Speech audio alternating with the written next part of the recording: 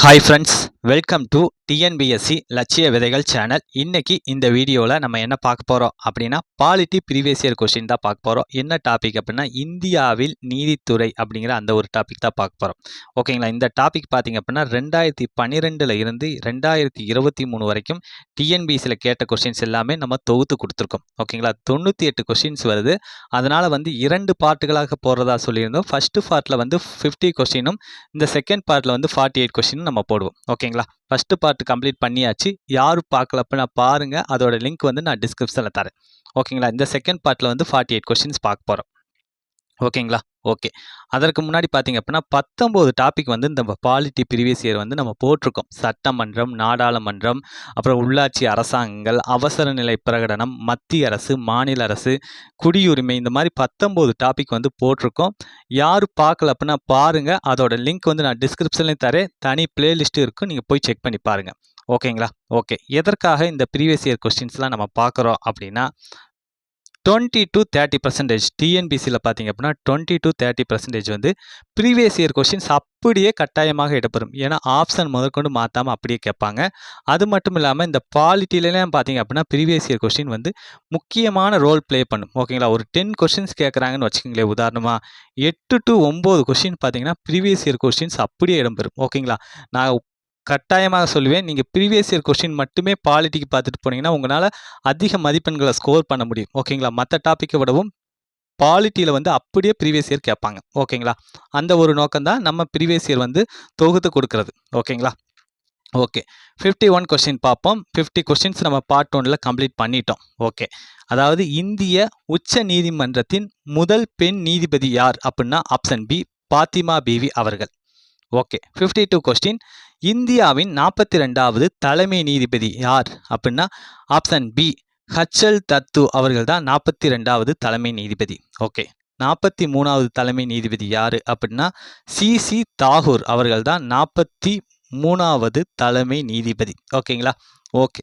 அடுத்து 44வது தலைமை நீதிபதி யாருன்னா சுகதீசு சிங் கேகர் அவர்கள் தான். ஓகேங்களா, இந்த கொஸ்டின் ப்ரீவியஸ் இயரில் கேட்டிருக்காங்க. 44வது தலைமை நீதிபதி யார் அப்படிங்கிறத கேட்டிருக்காங்க. 45வது நீதிபதி யார் அப்படின்னா தீபக் மிஸ்ரா. ஓகேங்களா, இந்த கொஸ்டினும் கேட்டிருக்காங்க, தீபக் மிஸ்ரா அவர்கள். ஓகே. 46வது உச்ச நீதிமன்ற தலைமை நீதிபதி யாருன்னா ரஞ்சன் கோகாய் அவர்கள் தான் 46வது உச்ச நீதிமன்ற தலைமை நீதிபதி. ஓகே. 47வது தலைமை நீதிபதி யாருன்னா எஸ்ஏ பாப்டே அவர்கள். ஓகேங்களா, வெரி வெரி இம்பார்ட்டன்ட், இதெல்லாம் நோட் பண்ணுங்கள், கட்டாயமாக கேட்பாங்க. அடுத்து 48வது தலைமை நீதிபதி யாருன்னா NV ரமணா அவர்கள். ஓகேங்களா, ஓகே. அடுத்து 49வது தலைமை நீதிபதி யாருன்னா UU லலித் அவர்கள். ஓகேங்களா. 50வது உச்ச நீதிமன்ற தலைமை நீதிபதி யார் அப்படின்னா சந்திரசூட். ஓகேங்களா, நமக்கு தெரியும் சந்திரசூட் அவர்கள் தான் இருக்காங்க. ஓகேங்களா, ஓகே. இது எல்லாமே கேட்பதற்கான வாய்ப்புகள் இருக்குது, அதனால் இதை நோட் பண்ணுங்கள். ஓகேங்களா, அதை விடவும் இந்தியாவோட முதல் உச்ச நீதிமன்ற தலைமை நீதிபதி யார் அப்படின்னா சர் எலிஜா இம்பே அவர்கள். ஓகேங்களா, இதுவுமே இம்பார்ட்டன்ட் தான், இதுவும் கேட்டிருக்காங்க. ஓகேங்களா, sir Elijah Impey. Okay. 53 question, Chennai உயர்நீதிமன்றத்தின் மதுரை கிளை தொடங்கப்பட்ட ஆண்டு எது அப்படின்னா ஆப்ஷன் டி, 2004ஆம் ஆண்டு தான் தொடங்கப்பட்டது. ஓகே. 54 கொஸ்டின், அதாவது கீழ்கண்டவற்றை ஆராய்க. சட்டம் மற்றும் உண்மை விஷயத்தில் குடியரசுத் தலைவருக்கு ஆலோசனை வழங்குவதை உச்ச நீதிமன்றம் பாதுகாப்பது. ஓகேங்களா, அதாவது உச்ச நீதிமன்றம் பாதுகாப்பது சொந்த அலுவலா அப்படின்னு கேட்டிங்கன்னா தவறு. ஓகேங்களா, இந்த கூற்று தவறு. ஓகேங்களா, ஓகே. அடுத்து பார்த்தீங்க அப்படின்னா ஆலோசனை கேட்டல் அப்படிங்கிறது தான் சரி.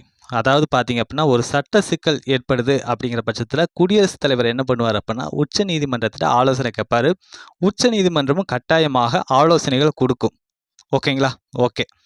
அடுத்து மக்களின் அடிப்படை உரிமைகள் தொடர்பாக மட்டுமே ஆலோசனை கொடுக்குமா அப்படின்னு கேட்டால் கிடையாது. ஓகேங்களா, நீங்கள் எந்த சட்ட சிக்கலை குடியரசுத் தலைவர் கேட்டாலுமே உச்ச நீதிமன்றம் கட்டாயமாக ஆலோசனைகளை கொடுக்கும். ஓகே, அப்போ இதற்கான ஆன்சர் என்ன அப்படின்னா ஆப்ஷன் பி, 2 மட்டும் அப்படிங்கிறதா ஆன்சர்.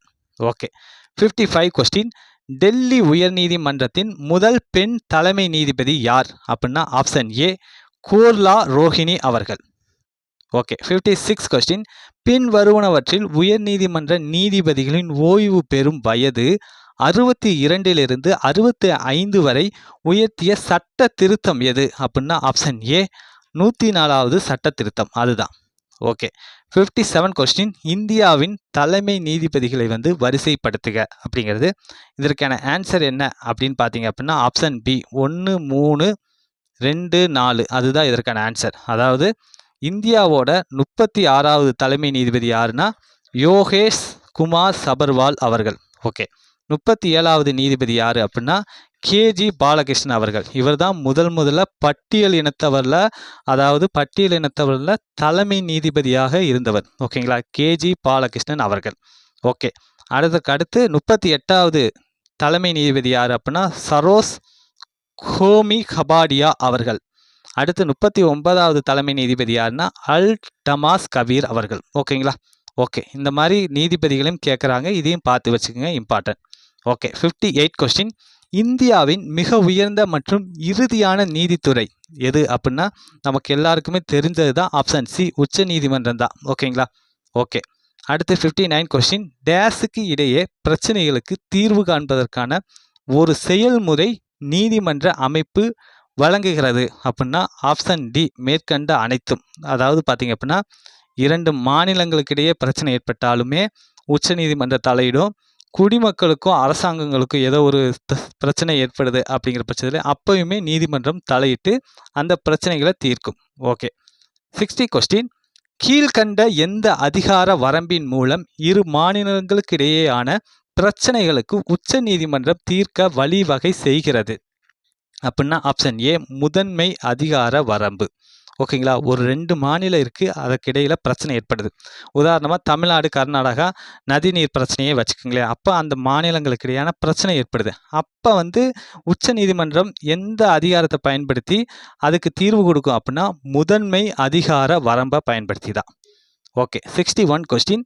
பின்வரும் எந்த மாநிலம் யூனியன் பிரதேசம் ஒரு பொதுவான உயர் நீதிமன்றத்தை கொண்டுள்ளது அப்படின்னா ஆப்ஷன் சி பஞ்சாப் ஹரியானா சண்டிகர். ஓகேங்களா. இதுதான் பொதுவான உயர் நீதிமன்றத்தை கொண்டிருக்கு. ஓகேங்களா. இந்த பஞ்சாப் மாநிலம், ஹரியானா மாநிலம், சண்டிகருங்கிறது யூனியன் பிரதேசம்.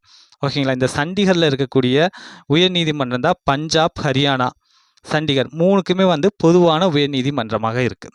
ஓகேங்களா. ஓகே.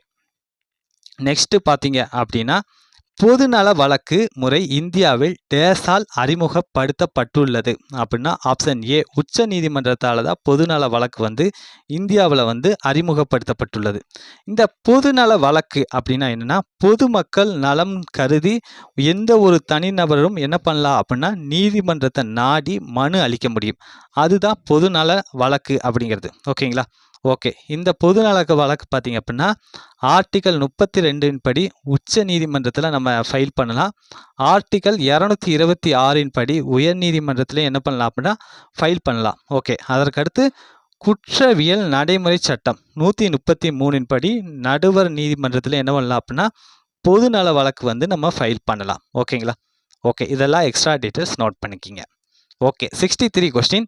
இந்தியாவில் உச்ச நிலையில் உள்ள நீதிமன்றங்கள் எத்தனை அப்படின்னா ஆப்ஷன் ஏ 1 தான். ஓகேங்களா. உச்ச நீதிமன்றம் இந்தியாவில் எத்தனை இருக்குது? 1 தான் இருக்குது. ஓகே. அடுத்து 64 கொஸ்டின். உச்ச நீதிமன்றம் அமைந்துள்ள இடம் எது அப்படின்னா ஆப்ஷன் டி புதுடில்லி தான் உச்ச நீதிமன்றம் அமைந்துள்ளது. ஓகே. இந்த உச்ச நீதிமன்றம் எந்த அரசு சட்டத்தை பின்பற்றி கொண்டு வரப்பட்டது அப்படின்னா 1935ஆம் ஆண்டு இந்திய அரசு சட்டம் அதை பின்பற்றி கூட்டாட்சி நீதிமன்றத்தை தொடர்ந்து உருவாக்கப்பட்டது. ஓகேங்களா. இந்த உச்ச நீதிமன்றத்தை எப்போ துவங்கினாங்க அப்படின்னா ஜனவரி 28 1950ஆம் ஆண்டு தான் துவங்கினாங்க. ஓகே. அப்போ துவங்கும் போது பார்த்தீங்க அப்படின்னா ஒரு தலைமை நீதிபதி 8 நீதிபதிகள் இருந்திருக்காங்க. முதல் தலைமை நீதிபதி யார் அப்படின்னா சர் எலிஜா இம்பே அவர்கள் தான். ஓகேங்களா. ஓகே. அடுத்து 65 கொஸ்டின். எஃப்ஐஆர் என்பது என்ன அப்படின்னா முதல் தகவல் அறிக்கை. ஆப்ஷன் ஏ தான் இதற்கான ஆன்சர். ஃபர்ஸ்ட்டு அதாவது எஃப்ஐஆர்னா ஃபர்ஸ்ட் இன்ஃபர்மேஷன் ரிப்போர்ட் அதுதான் ஓகேங்களா. ஓகே. அடுத்து வந்து 66 கொஸ்டின், குற்றவியல் வழக்குகளை விசாரிக்கும் நீதிமன்றம் டேஸ் என அழைக்கப்படுகின்றன அப்படின்னா ஆப்ஷன் ஏ மாவட்ட நீதிமன்றங்கள் அப்படின்னு வந்து அழைக்கப்படுது. ஓகேங்களா. இந்த குற்றவியல் அப்படின்னா இந்த கொலை, கொள்ளை, அப்புறம் பார்த்தீங்கன்னா மிரட்டுறது, உடல் நலம், அதுக்கு தீங்கு விளைவிக்கிறது, மக்களோட நன்னறி நலத்தை மீறி செயல்படுறது, இது எல்லாமே குற்றவியல் வழக்குகளாக வரும். இந்த குற்றவியல் வழக்குகளை விசாரிக்கக்கூடிய நீதிமன்றம் மாவட்ட நீதிமன்றங்கள். ஓகே. 67 கொஸ்டின், டேஸ் நீதிமன்றம் இந்தியாவின் பழமையான நீதிமன்றம் ஆகும் அப்படின்னா ஆப்ஷன் ஏ கல்கத்தா நீதிமன்றம் தான். ஓகேங்களா. ஓகே. 1862ஆம் ஆண்டு இந்தியாவில் வந்து 3 இடங்களில் வந்து என்ன பண்ணியிருப்பாங்க அப்படின்னா உயர் நீதிமன்றம் நிறுவியிருப்பாங்க. அதாவது கொல்கத்தா, மும்பை, சென்னை. ஓகேங்களா. இதில் பழமையான நீதிமன்றம் எது அப்படின்னா இந்த கொல்கத்தா தான். ஓகே. அடுத்து 68 கொஸ்டின், அரசியல் அமைப்பு சட்டத்தை உருவாக்கியவர்கள் டேஸ் மற்றும் டேஸ் உடன் இந்திய நீதித்துறையை நிறுவினர் அப்படின்னா ஆப்ஷன் பி சுதந்திரம் மற்றும் நடுநிலைத்தன்மை. ஓகேங்களா. அதாவது நீதித்துறை அப்படிங்கிறது எப்படி செயல்படணும் அப்படின்னா சுதந்திரமாக செயல்படணும், யாரோட தலையீடு இருக்கக்கூடாது. அதை விட முக்கியம் பார்த்தீங்க அப்படின்னா நடுநிலைத்தன்மை, நீதி வழங்கக்கூடியதாக இருக்கணும். ஓகேங்களா. ஓகே.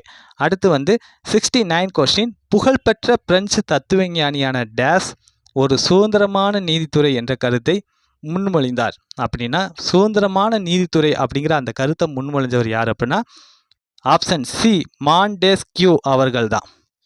ஓகே. 70 கொஸ்டின், பணம் டேஸ் பணம், சொத்து, சமூகம் தொடர்பான பிரச்சனைகளை கையாளுகிறது அப்படின்னா இந்த பணம், சொத்து, இந்த சமூகம் தொடர்பான பிரச்சனைகளை கையாளக்கூடிய நடவடிக்கை என்ன சொல்லுவாங்க அப்படின்னா அதாவது குடிமியல் நடவடிக்கைகள் அப்படின்னு வந்து சொல்லுவாங்க. ஓகேங்களா.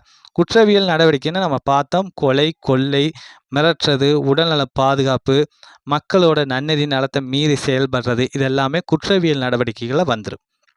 ஓகே. 71 கொஸ்டின், பழங்காலத்தில் பெரும்பாலான அரசர்களின் நீதிமன்றங்கள் டேஸின் படி நீதியை வழங்கின அப்படிங்கிறது எதன் அடிப்படையில் அப்படின்னா ஆப்ஷன் சி தர்மத்தின் அடிப்படையில் தான் அவங்க என்ன பண்ணியிருப்பாங்கன்னா நீதி வந்து வழங்கியிருப்பாங்க. ஓகே. 72 கொஸ்டின், பொறுத்துக இதற்கான ஆன்சர் என்ன அப்படின்னு பார்த்தீங்கன்னா ஆப்ஷன் பி 3, 4, 2, 5, 1 அதுதான். உச்ச நீதிமன்றம் அப்படிங்கிறது பார்த்தீங்கன்னா இறுதி மேல்முறையீட்டு நீதிமன்றம். ஓகேங்களா. மேல்முறையீட்டு நீதிமன்றத்தில் இறுதியாக நம்ம பண்ணிக்கலாம். அடுத்து உயர் நீதிமன்றம்னா மாநிலத்திலே உயர்ந்த நீதிமன்றம் தான் உயர் நீதிமன்றம். ஓகே. அடுத்து லோக் அதாலத் அப்படின்னா என்னென்னா விரைவான நீதி கிடைக்கும். இந்த லோக் அதாலத் பார்த்திங்க அப்படின்னா 1987ஆம் ஆண்டு உருவாக்கப்பட்டது, தோற்றுவிக்கப்பட்டது. ஓகேங்களா. இந்த லோக் அப்படின்னா என்ன அர்த்தம் அப்படின்னா மக்கள் அப்படிங்கிறது அர்த்தம். ஓகேங்களா. அதாலத் அப்படின்னா என்ன அர்த்தம் அப்படின்னா நீதிமன்றம் அப்படிங்கிறது அர்த்தம். ஓகேங்களா. இந்த லோக் அதாலத்தில் பார்த்தீங்க அப்படின்னா விரைவான நீதி கிடைக்குது. அதனால் வந்து இந்த லோக் அதாலத்தை விரைவான நீதிமன்றம் அப்படின்னும் சொல்லுவாங்க. ஓகே. அடுத்து வந்து சர் எலிஜா இம்பே அவர்கள். ஓகே. அது நம்ம பார்த்தது தான் என்னென்னா முதல் தலைமை நீதிபதி.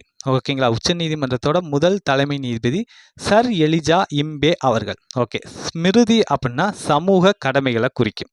ஆப்ஷன் பி தான் இதற்கான ஆன்சர். ஓகே. 73 கொஸ்டின், பின்வரும் கூற்றை ஆராய்க. மெக்கேலே பிரபுவால் ஒரு சட்ட ஆணையம் அமைக்கப்பட்டது அப்படிங்கிற இந்த கூற்று பார்த்தீங்க அப்படின்னா சரிதா. இது இந்திய சட்டங்களை நடைமுறைப்படுத்தியது அப்படிங்கிற இந்த கூற்றும் பார்த்தீங்க அப்படின்னா சரிதான். ஓகேங்களா. ஆன்சர் வந்து ஆப்ஷன் சி 1 மற்றும் 2 அப்படிங்கிறது தான். இந்த 2 கூற்றுகளுமே சரி. ஓகேங்களா. ஓகே. இதில் பார்த்தீங்க அப்படின்னா இந்த இந்திய தண்டனை சட்டம் அப்படிங்கிறத வந்து இந்த மெக்கேலே பிரபு அவர்கள் கொண்டு வந்திருப்பாங்க. அதாவது 1834ஆம் ஆண்டு முதல் சட்ட ஆணையம் அதோட பரிந்துரையின்படி 1860 பார்த்தீங்க அப்படின்னா இந்திய தண்டனை சட்டம். ஓகேங்களா. இந்திய பேனல் கோட் அப்படிங்கிறத கொண்டு வந்திருப்பாங்க. அது வந்து எப்போ அமலுக்கு வந்துச்சு அப்படின்னா 1862ஆம் ஆண்டு அமலுக்கு வந்தது. ஓகே. 74 கொஸ்டின், பின்வரும் கூற்றை ஆராய்க. ஓகே. அதாவது கூற்று 1 இதற்கான ஆன்சர் என்ன அப்படிங்கிறத பார்த்துருவோம். ஆப்ஷன் டி அனைத்தும் அப்படிங்கிறத இதற்கான ஆன்சர். ஓகே. அதாவது கூற்று 1 இந்திய தண்டனை சட்டம் 1860இல் உருவாக்கப்பட்டது அப்படிங்கிற இந்த கூற்று வந்து சரிதான். யார் கொண்டு வந்தாங்க அப்படின்னா மெக்காலே பிரபு அவர்கள் தான் கொண்டு வந்தாங்க. ஓகேங்களா. எந்த சட்டத்தின் அடிப்படையில்னா 1834வது முதல் சட்ட ஆணையத்தோட பரிந்துரையின்படி இந்த சட்டம் வந்து 1860 வந்து உருவாக்கப்பட்டது. எப்போ அமலுக்கு வந்துச்சு அப்படின்னா 1862ஆம் ஆண்டு அமலுக்கு வந்தது. ஓகே. இரண்டாவது கூற்று, கல்கத்தா உயர்நீதிமன்றம் 1862இல் நிறுவப்பட்டது அப்படிங்கிற இந்த கூற்று பார்த்தீங்க அப்படின்னா சரிதான். ஓகேங்களா. அதாவது 1862ல் 3 நீதிமன்றங்கள் நிறுவப்பட்டது. கல்கத்தா, மும்பை, சென்னை, கேஎம்சி அப்படின்னு நீங்கள் ஞாபகம் வச்சுக்கோங்க. ஓகே. மூன்றாவது கூற்று, 1935ஆம் ஆண்டு இந்திய அரசு சட்டம் கூட்டாட்சி நீதிமன்றத்தை உருவாக்கியது அப்படிங்கிற இந்த கூற்று பார்த்தீங்க அப்படின்னா சரிதான். ஓகேங்களா. இதை பேஸ் பண்ணி தான் என்ன பண்ணியிருப்பாங்கன்னா உச்ச நீதிமன்றம் வந்து தோற்றுவிக்கப்பட்டிருக்கும் 1950 ஜனவரி 28ஆம் தேதி. ஓகேங்களா. ஓகே. அப்போ 3 கூற்றுகளுமே சரி. அப்போ இதற்கான ஆன்சர் என்ன அப்படின்னா ஆப்ஷன் டி அனைத்தும் அப்படிங்கிறதா இதற்கான ஆன்சர். ஓகே. 75 கொஸ்டின், இந்திய உச்ச நீதிமன்றம் பற்றிய பின்வரும் எந்த கூற்று சரியானது அல்ல அப்படிங்கிறதா ஆன்சர். கொஸ்டின் என்ன, சரியானது அல்ல அப்படிங்கிறது. ஓகே. 1வது கூற்று, இந்தியாவின் உச்ச நீதிமன்றம் நாட்டின் மிக உயர்ந்த நீதிமன்றம் ஆகும். கட்டாயமாக உச்ச நீதிமன்றம் தான் நாட்டோட மிக உயர்ந்த நீதிமன்றம். ஓகே. கூற்று 2, இந்திய அரசியலமைப்பு சட்டத்தின் 4வது அத்தியாயத்தின் கீழ் பகுதி 5இன் படி நிறுவப்பட்டுள்ளது இந்திய உச்ச நீதிமன்றம் அப்படிங்கிற இந்த கூற்று வந்து சரிதான். ஓகே. 3வது கூற்று, ஓர் உயர் நீதிமன்றத்தின் மற்றொரு நீதிமன்றத்திற்கு வழக்குகளை உச்ச நீதிமன்றத்தால் மாற்ற முடியாது அப்படிங்கிற இந்த கூற்று வந்து தவறானது. ஓகேங்களா. அதாவது உச்ச நீதிமன்றம் தான் வானளாவிய அதிகாரம் கொண்டது. அதனால் வந்து ஒரு உயர் நீதிமன்றத்தில் இருக்கக்கூடிய வழக்கை வந்து இன்னொரு உயர் நீதிமன்றத்திற்கு உச்ச நீதிமன்றத்தால் மாற்ற கட்டாயமாக முடியும். ஓகேங்களா. ஓகே. அப்போ இந்த 3வது கூற்று மட்டும்தான் தவறு. அடுத்து வந்து இதன் முடிவுகள் வந்து அனைத்து நீதிமன்றங்களையும் கட்டுப்படுத்துகிறது அப்படிங்கிற இந்த கூற்று வந்து சரி. ஓகேங்களா. உச்ச நீதிமன்றம் ஒரு தீர்ப்பு போடுதுன்னா அதற்கு கீழே உயர் நீதிமன்றம், மாவட்ட நீதிமன்றம், எல்லா நீதிமன்றமுமே கட்டுப்படும். ஓகே. அப்போ இதில் தவறானது எது அப்படின்னா சரியில்லாதது ஆப்ஷன் சி 3 தான். ஓகே. 76 கொஸ்டின், கூற்று 1, அதாவது உச்ச நீதிமன்றம் ஒரு ஆணை நீதிமன்றம் ஆகும் அப்படிங்கிற இந்த கூற்று பார்த்தீங்க அப்படின்னா சரிதான். ஓகேங்களா. அது ஆணையிடக்கூடிய நீதிமன்றம் தான். காரணம், இது நீதிமன்ற நடவடிக்கையின் பதிவுகளை பராமரிக்கிறது மற்றும் அதன் முடிவுகள் கீழ் நீதிமன்றங்களை கட்டுப்படுத்துகிறது அப்படிங்கிற இந்த கூற்றும் சரிதான். அதாவது உச்ச நீதிமன்றம் வந்து ஒரு முடிவை போடுது அப்படின்னா அதுக்கு கீழே இருக்கக்கூடிய எல்லா நீதிமன்றங்களையும் அது கட்டுப்படுத்தும். அந்த உச்ச நீதிமன்றம் நீதிமன்ற நடவடிக்கைகளோட பதிவுகளையும் பராமரிக்கும். ஓகே. அப்போ இதற்கான ஆன்சர் என்ன அப்படின்னா ஆப்ஷன் சி, அதாவது கூற்று சரி, காரணம் கூற்றுக்கான சரியான விளக்கம் ஆகும் அப்படிங்கிறது தான். ஓகே. 77 கொஸ்டின், சரியான கூற்றை தேர்ந்தெடுக்க. ஓகேங்களா. இதில் சரியான கூற்று எது அப்படின்னா ஆப்ஷன் ஏ, ஒவ்வொரு இந்திய குடிமகனும் உச்ச நீதிமன்றத்தை அணுகலாம் அப்படிங்கிறது தான். ஓகேங்களா. உங்களுக்கு ஒரு பாதிப்பு ஏற்படுது அப்படிங்கிற பட்சத்தில் நீங்கள் என்ன பண்ணலாம், ஒவ்வொரு இந்திய குடிமகனும் உச்ச நீதிமன்றத்தை அணுகலாம் அப்படிங்கிறத சரியான கூற்று. 78 கொஸ்டின், பின்வரும் எந்த அடிப்படையில் மாநிலங்களுக்கு இடையேயான சிக்கல்களை தீர்க்கும் அதிகாரத்தை உச்ச நீதிமன்றம் பெற்றுள்ளது அப்படின்னா ஆப்ஷன் பி, தனக்கே உரிய நீதி வரையறை அந்த அடிப்படையில் தான். ஓகேங்களா. 2 மாநிலங்களுக்கு இடையே பிரச்சனை ஏற்படுது அப்படின்னா அந்த பிரச்சனைகளுக்கான சிக்கல்களை தீர்க்கக்கூடிய அதிகாரத்தை தனக்கே உரிய நீதி வரையறை அப்படிங்கிறத அடிப்படையில் உச்ச நீதிமன்றம் வந்து பெற்றுள்ளது. ஓகே. 79 கொஸ்டின், உச்ச நீதிமன்ற தலைமை நீதிபதி மற்றும் மற்ற நீதிபதிகளின் ஓய்வு பெறும் வயது என்ன அப்படின்னா ஆப்ஷன் பி, 65 வயது. ஓகேங்களா. ஓகே. அதே பார்த்தீங்க அப்படின்னா 62 வயதில் உயர் நீதிமன்றம் அதற்கு கீழே இருக்கக்கூடிய உயர் நீதிமன்ற தலைமை நீதிபதிகள் அவங்க ஓய்வு பெறும் வயது 62. ஓகே. 80 கொஸ்டின், டேஸ் இந்திய அரசியலமைப்பு சட்டத்தின் பாதுகாவலன் ஆகும் அப்படின்னா ஆப்ஷன் ஏ, உச்ச நீதிமன்றம் தான் இந்திய அரசியலமைப்பு சட்டத்தின் பாதுகாவலன். ஓகே. 81 கொஸ்டின், தற்சமயம் உச்ச நீதிமன்றத்தில் தலைமை நீதிபதி உட்பட நீதிபதிகளோட எண்ணிக்கை எத்தனை அப்படின்னா ஆப்ஷன் டி 33. ஓகேங்களா. ஓகே. அடுத்து வந்து 82 கொஸ்டின், உச்ச நீதிமன்ற கூற்றுகள் கொடுத்துருக்காங்க 4 கூற்றுகள். இதில் சரியானது எது அப்படிங்கிறதா, உச்ச நீதிமன்றத்தின் நீதிபதிகள் மற்ற நீதிபதிகளின் ஓய்வு பெறும் வயது 62 அப்படிங்கிற இந்த கூற்று வந்து தவறு. ஓகேங்களா? உச்ச நீதிமன்ற நீதிபதி ஓய்வு பெறும் வயது என்ன அப்படின்னா 65. 62 வந்து உயர் நீதிமன்ற நீதிபதிகள் ஓய்வு பெறும் வயது தான். ஓகே. அடுத்து வந்து மத்திய அரசின் 3வது அங்கம் நீதித்துறை ஆகும் அப்படிங்கிற இந்த கூற்று வந்து சரிதான். 3வது அங்கம் அதுதான்.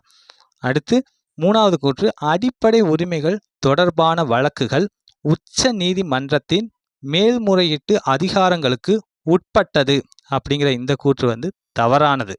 ஓகே. 4வது கூற்று உச்ச நீதிமன்றம் பிறப்பிக்கும் ஆணை இந்தியாவின் அனைத்து பகுதியில் உள்ள நீதிமன்றங்களையும் கட்டுப்படுத்தும். கட்டாயமாக கட்டுப்படுத்தும். ஏன்னா உச்ச நீதிமன்றம் தான் வானளாவிய அதிகாரம் கொண்ட ஒரு அமைப்பு.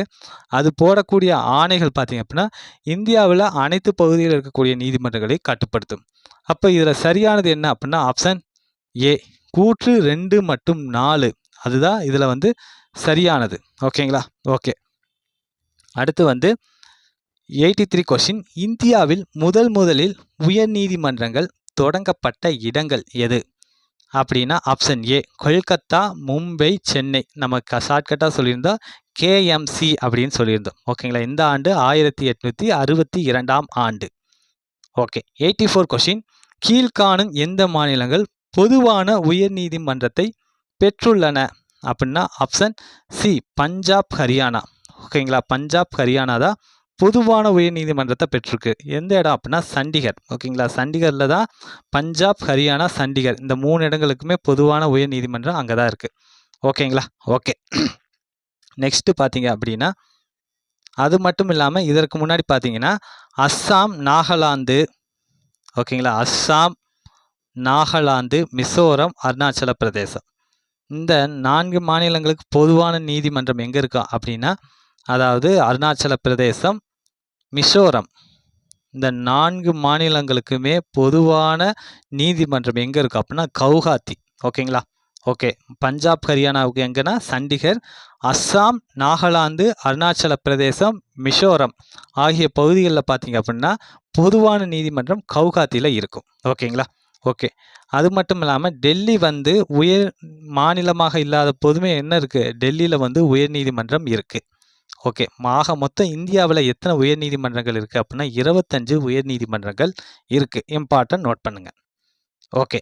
85 கொஸ்டின் 7வது அரசியலமைப்பு சட்ட திருத்தம் டேஸ் ஆண்டு 2 அல்லது அதற்கு மேற்பட்ட மாநிலங்களுக்கு பொதுவான உயர் நீதிமன்றத்தை அமைக்க நாடாளுமன்றத்துக்கு அங்கீகாரம் அளித்தது அப்படின்னா ஆப்ஷன் ஏ 1956ஆம் ஆண்டு 7வது அரசியலமைப்பு சட்ட திருத்தத்தின்படி 2 அல்லது அதுக்கு மேற்பட்ட மாநிலங்களுக்கு பொதுவான உயர் நீதிமன்றத்தை நம்ம என்ன பண்ணிக்கலாம் அமைச்சிக்கலாம் அப்படின்னு சொல்லி நாடாளுமன்றம் அங்கீகாரம் அளித்தது. ஓகேங்களா? ஓகே. 86 கொஸ்டின் மக்களவை உறுப்பினர்கள் டேஸால் நேரடியாக தேர்ந்தெடுக்கப்படுகிறார்கள் அப்படின்னா ஆப்ஷன் ஏ நாடாளுமன்ற தொகுதியில் உள்ள மக்களால் தான் மக்களவை உறுப்பினர்கள் தேர்ந்தெடுக்கப்படுகிறார்கள். ஓகே. 87 கொஸ்டின் உச்ச நீதிமன்ற மற்றும் உயர் நீதிமன்றங்களின் நீதிபதிகளை பதவி நீக்கம் செய்யும் முறை டேஸ் என்று அழைக்கப்படுகிறது அப்படின்னா ஆப்ஷன் ஏ கண்டன தீர்மானம் அப்படின்னு வந்து அழைக்கப்படுது. ஓகேங்களா? அதாவது வந்து உச்ச நீதிமன்றமாகட்டும் உயர் நீதிமன்றமாகட்டும் அவங்கள பதவி நீக்கணும் அப்படின்னா நாடாளுமன்றத்தில் என்ன பண்ணணும் அப்படின்னா கண்டன தீர்மானம் அதை கொண்டு வந்து தான் அவங்கள என்ன பண்ண முடியும் அப்படின்னா பதவி நீக்க முடியும். ஓகே. 88 கொஸ்டின் பின்வருவனவற்றில் யார் பண்டைய இந்தியாவில் நீதியின் நீரூற்றாக கருதப்பட்டவர் அப்படின்னா ஆப்ஷன் ஏ மன்னர் அவர்கள் தான். ஓகேங்களா?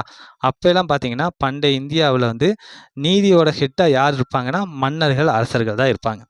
ஓகே. 89 கொஸ்டின் பின்வருவனவற்றுள் யார் இடைக்கால இந்தியாவில் நீதி நிர்வாகத்தை நிர்வகிக்கும் உச்சபட்ச அதிகாரம் கொண்டவர் அப்படின்னா ஆப்ஷன் ஏ சுல்தான் அவர்கள் தான். ஓகேங்களா? இந்த சுல்தான் அப்படின்னா அரசர்களை குறிக்கக்கூடிய ஒரு பெயர் தான். ஓகே. 90 கொஸ்டின் பின்வருவனவற்றில் எது முகலாயர் காலத்தின் போது நிறுவப்பட்ட நீதித்துறை ஆகும் அப்படின்னா ஆப்ஷன் பி மருக்மா இ அதாலத். அதுதான் வந்து முகலாயர் காலத்தில் நிறுவப்பட்ட நீதித்துறை. 91 கொஸ்டின் கொலை குற்றத்திற்கு பின்வரும் எந்த தண்டனைகள் விதிக்கப்பட்டது அப்படின்னா ஆப்ஷன் சி தாசீர் அப்படிங்கிற அந்த ஒரு தண்டனை வந்து விதிக்கப்பட்டது.